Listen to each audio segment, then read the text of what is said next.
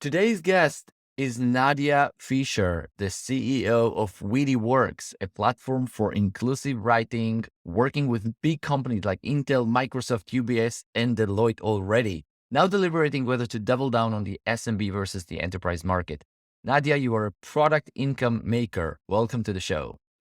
Thank you very much, Rahad. Nice to be here. Nadia, you discovered such a strong customer pain around inclusive writing that these companies came to you with hardly any marketing and sales spending. Tell us about the process of discovering that customer pain. First, I wanted to do something in diversity, in inclusion, because I was missing in the diversity, especially the tech industry. So I started with some consulting in it. So more and more, I was thinking, what software can we do? And I found out also by the fact that I myself speak 4 languages, that languages really can be a trigger, a lever for changing cultures.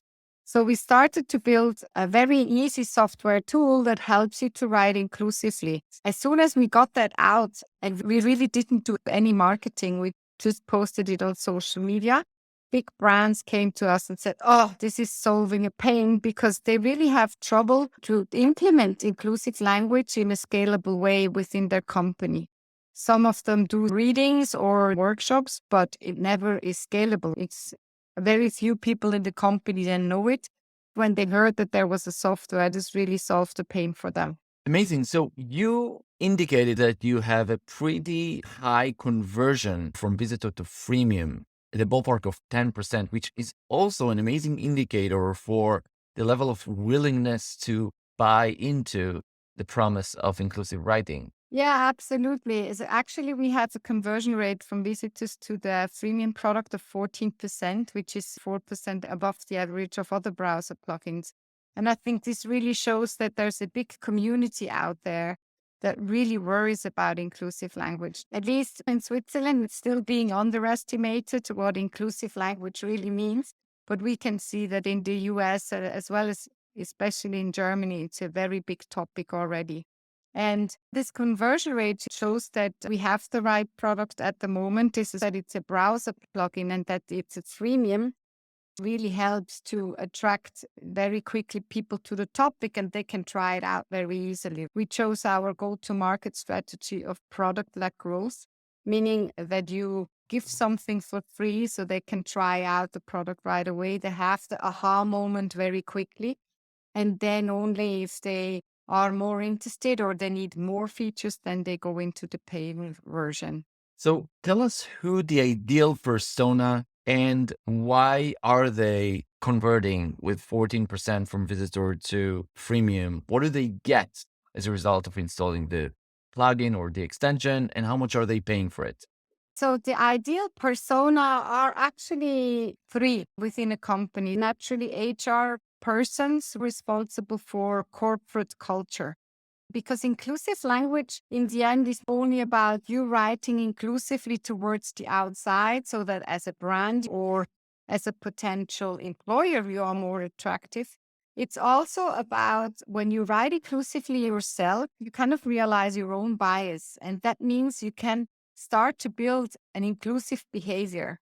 And that pays into all these efforts that all the companies are making at the moment to become or to have more inclusive culture. So it actually has an external as well as an internal effect. And that's why it's so interesting for HR. On the other hand, it's super interesting for marketing and communications, just because I said you kind of make sure that now your brand is inclusive. And it has been found out that like 93% of marketers realize that inclusive marketing today is a must, but only 10% do something against it.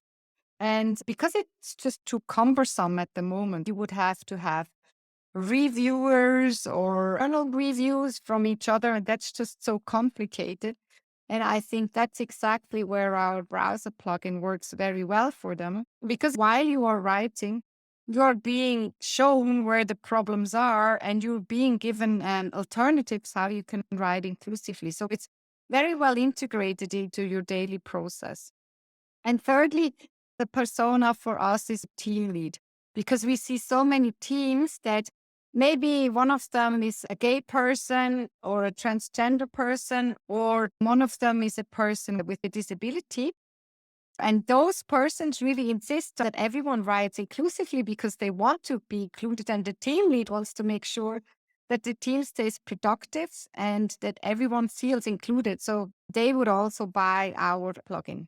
Now, when it comes to cost, it's actually quite at a low level. You pay 180 US dollars per year per user. It's a subscription model. So how many customers are now in the freemium or in the premium model? So at the moment, we have 1,600 freemium users. And from those, we have 30 plus customers already buying our product.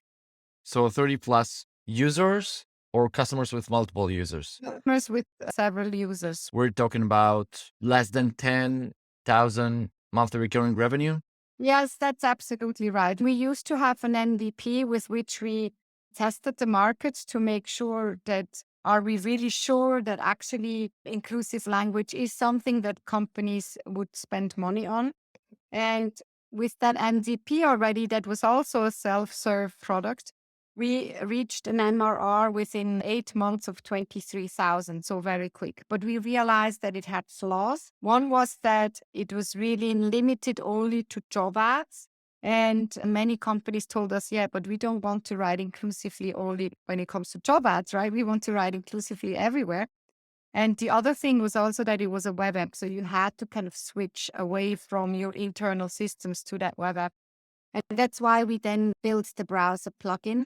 And with that browser plugin, we are now live since January with the freemium and with the premium since April. And we already see here a first contract coming through. This is like the innovator's dilemma, right? You had $23,000 of one product and perhaps you realized that you have to cut that branch in order to allow for enough room and enough resources to go to the product that you believe that will ultimately be able to yield a lot more profit. Would that be fair? Yeah, absolutely. This is or was a very tough decision. It's also very difficult to explain to your investors because they're like, yeah, but this works. Why don't you go ahead on this? And we realized very quickly, but our clients that use this, they really ask us for a different solution. And we had to take this decision. It's a tough decision. So tell me about that strategy for maintaining differentiation. I mean, Grammarly is in the 13 billion valuation or something. So is inclusive writing deserves a product on its own? Or is that going to end up being acquired by the Grammarlys of the world? Or are you going to be able to grow so fast in that space and ultimately compete Grammarlys of the world? So you can ask yourself, what do you think as a company? And it's very explicitly, I'm asking you as a company, is more important if one of your, let's say, customer success people just misses a comma, or if one of your customer success people uses an offensive word. And we are convinced that the latter is much more important, right? Because it can kill your brand. That's why we see, yes, we are competing with Grammarly in some way, but not really. First, we are purely B2B. So we don't offer a B2C solution. We really saw the pain point with companies and not so much with individuals. Naturally, there's always got to be individuals who want to care about this as well, and they're happy to use the freemium version. But in the end, it's really a B2B solution. And second, our product covers also grammar and spelling. So the most important stuff is in there. But we think that the hidden meaning of language is much more important because we kind of learn about language at school and we learn all about the grammar and spelling stuff, but we never learn really about all these hidden biases or the hidden significances of words, right? And this is what we want to make sure that we bring it up in our tools. So currently we are concentrating a lot about different diversity dimensions. So what are offensive or what is hidden bias when it comes to people of color, to people with disabilities, to age bias or classes. So we really check all the diversity dimensions. Our longer term goal is also to look much more at cultural differences. So Let's say I'm an American and I'm writing an email to somebody in India. Well, while I'm writing, it should tell me, watch out with these words because in India, they could be understood wrongly or they're not understood in the same way as you think they should be understood. Or on the other hand, I recently talked to Kenyan and she told me, we learned language in a certain way. And whenever I'm writing an email, I'm not really sure that it lands with people in the UK because their language use is so different than the current British one. And this is what we want with our tool, that you can feel or can see these cultural differences. Okay, this could maybe be understood wrongly or could deter people or is not as nice. So when you look at other stages in the funnel, so clearly on the initial conversion rate, you land really well at that 14% conversion from visitor to freemium. And on the churn side, I believe you did quite a bit of improvement, reducing churn from around a ballpark of 9% monthly to 2% monthly. What type of product features did you launch that allowed that churn to decrease so nicely? We knew that this was going to happen, but for us, it was really important to launch very early. So we didn't care so much about having the perfect product from the start. We said, let's go out with the first version we have, and then we improve with customer feedback. And I think until this day, we do this, and it's a very good strategy because you're really making sure that your roadmap develops according to the customer feedback. We went out with a product that was quite buggy. It's not so easy to build a browser plugin that works on every website of this world. We know it works on Chrome, it works on Chromium based, so Edge as well, and it works on Firefox. But that doesn't mean that it works with every interface because it's a layer or it's a plugin that puts itself over the interface of every website you're opening, and every interface or many interfaces had very special programmation when it comes to their input fields, to their text input fields. And so we see that in some, it just doesn't work. And the users give us back when it doesn't work. And we see, okay, how many times is it coming back that people say on HubSpot it doesn't work or Notion it doesn't work? And then we would prioritize these interfaces to make sure that where people work, it should work. So the very important features that we've also added was naturally the whole dashboard so that as a company or as a team, you can write inclusively everyone together. So you can define your own corporate language rules that you want to make sure that everyone in your team uses. And that's definitely a feature that attracts many teams. And in the end, what improved a lot was something very simple, actually, was the product onboarding. So we tested several product onboarding cycles and we realized this one works really well. And just by then finally choosing that one and making the aha moment very early. So you kind of download it and you click once and then you see already how it works. You can test it out directly yourself. That really made churn come down very quickly because people realize, okay, this is how it works. And this has to be very fast, especially when you're kind of going into product-led growth as a go-to-market strategy. The aha moment has to be very soon. And yeah, it took us some while to find that out. But once we did, the churn went down immediately. Let's talk about distributions. So I know it came out pretty organically with brands coming to you, but still, did you try or attempt at any types of distributions which perhaps didn't work as an experiment and then perhaps those that did work? Yeah, absolutely. We tried out the video ad on Google as well as on Facebook, and we realized that Facebook was actually working better than YouTube. Even for these two video ads, the CAC was very high. It's like $13, $14 per freemium user that we gained. So that was definitely too much. So we kind of stopped this again.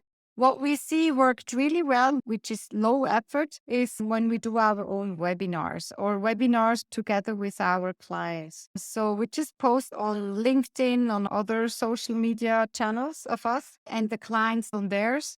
And then we have a half an hour talk about diversity and inclusion and inclusive language in particular.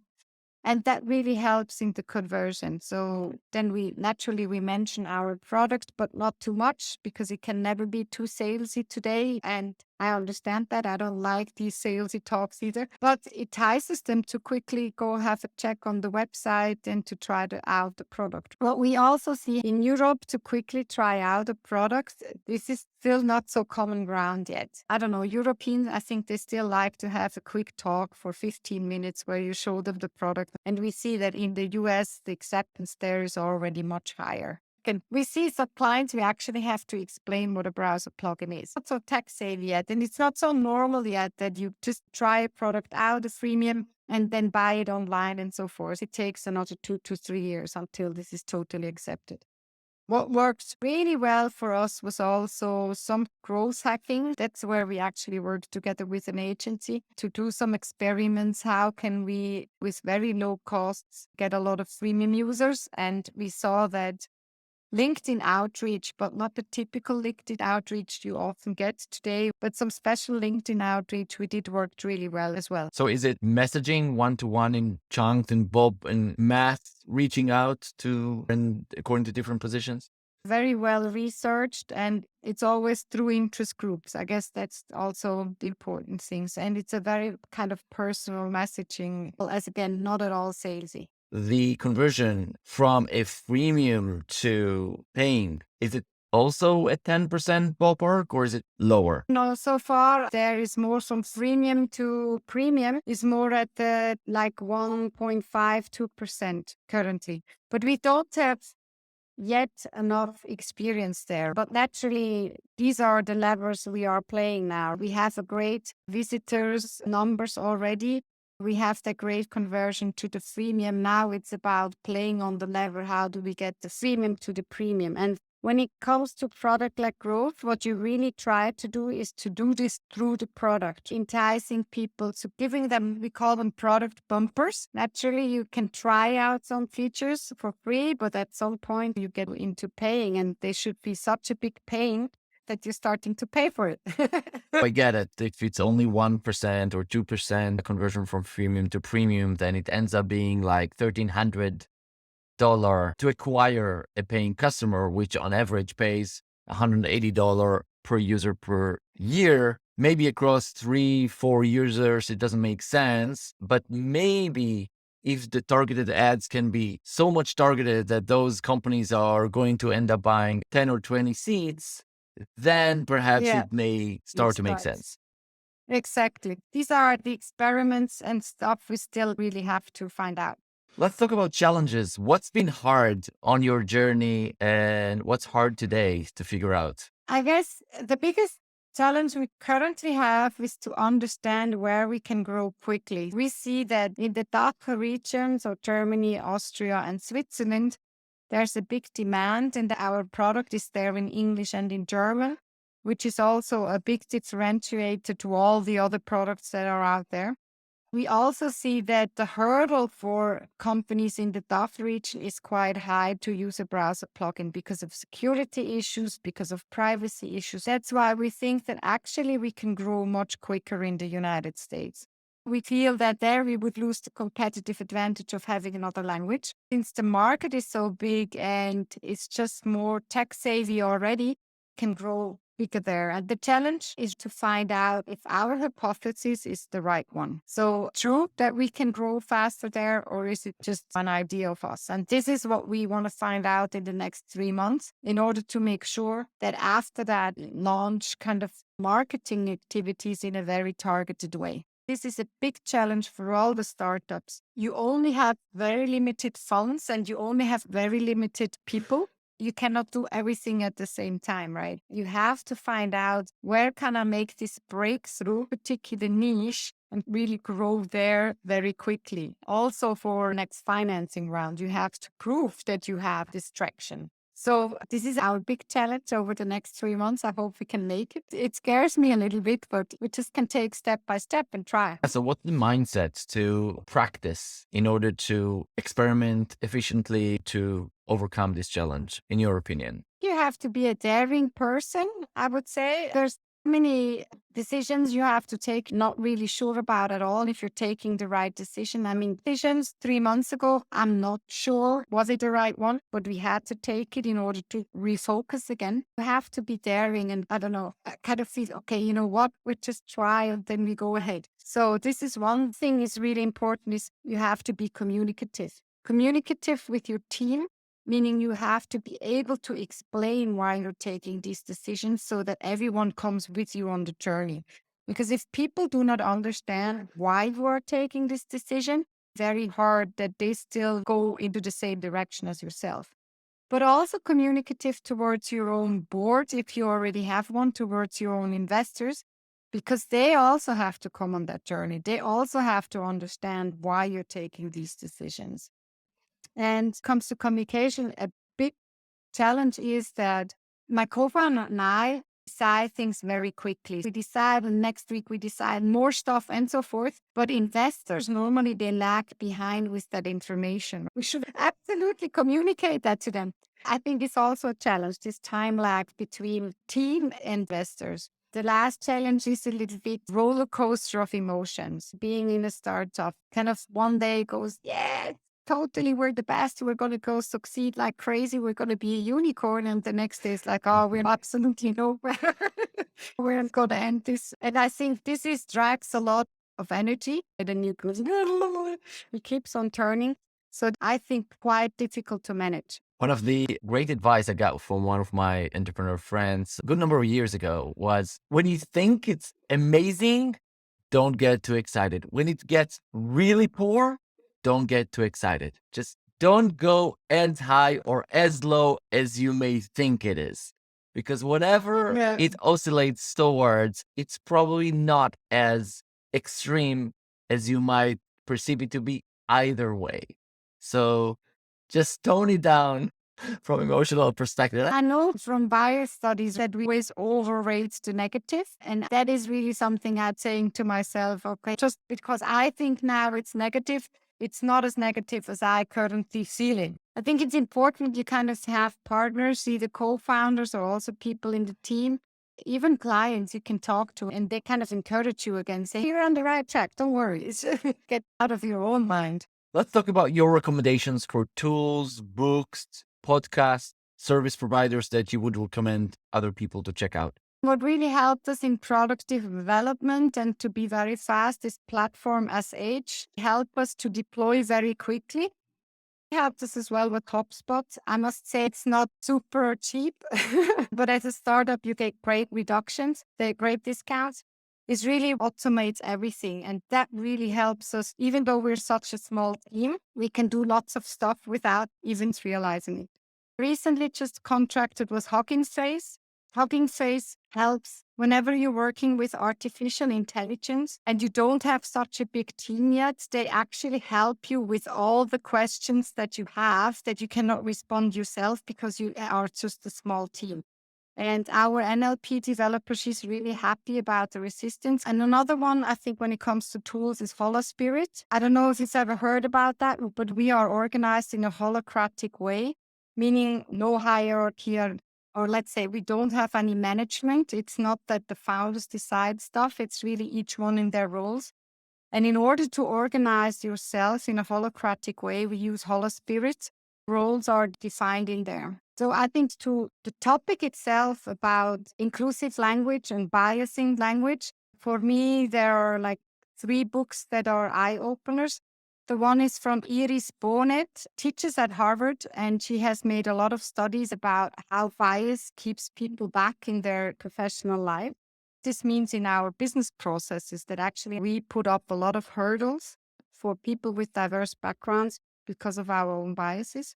Another one is Criado Perez, who discovered the big gender data gap, I would say. There's a lot of studies that are made still today that kind of forget about the female gender. For example, heart attack studies always studied more or less men. And that's why we know very well what the symptoms are for heart attacks for men. But heart attacks for women, the symptoms are actually totally different. And that's why they often do not get discovered. And that's why more women die from heart attacks than men. And it's such a gender data gap. eye-opener again was Daniel Kahneman, the founder of behavioral economy. And he has written the book Thinking Fast and Slow, where he explains how our brain works when it comes to entrepreneurship. What has helped me a lot were the accelerator programs we were in. And so there was one that is especially for female entrepreneurs from female founders of Austria. They have an accelerator program. It's called Grow F. And then one we did to understand better the American market and the American VC world, which was GSD Ventures. It's actually the abbreviation for Get Stuff Done. Last topic, opportunities. So what are you looking for? I know you've been raising around $750,000 at around a $3 million valuation, or is that updated? Are you looking for fundraising? Are you looking for sales? Are you looking for types of partnerships? We've raised like 770,000 last year. We've now just closed a convertible over 1 million in May. We're actually looking for one more convertible in the value of 300,000, especially in the current situation that we have with all the recession coming along. You have to make sure that your liquidity is long enough. And we've assured now with the size of our team that we have a liquidity of 24 months. We would very much like to find an investor for that last convertible of 300,000 who has an international VC, who knows the American market and who also knows the European market. Mostly looking for currently is really customers that have the need for inclusive language, that have themselves come to the realization that with workshops it doesn't work, or with just internal PDFs it doesn't work, but that really want to use software for this problem. So any customer listening to me, you can start our product, and we're very happy to also do demos with you for you to ride inclusively throughout your whole organization. What we're also looking for is the whole glossary that's hidden in our algorithm is not something that we develop all by ourselves, because that would fall into our own biases. But we work together with associations, with interest groups that are specialized in a certain diversity dimension. So, for example, we work together in German for people, for language about people with disabilities. We work together with My Ability. That's a company that's specialized in this, and they help us to build the whole glossary. And so we look for these interest groups that are specialized in a diversity dimension to work with them on the glossary. And naturally, as last partners, our whole logic is based on an API. So any kind of software that uses language in their software can actually consume our API. Well, Nadia, thank you. You're an inspiring product income maker. Thanks for being here. Thank you very much, Ohad. It was great talking to you.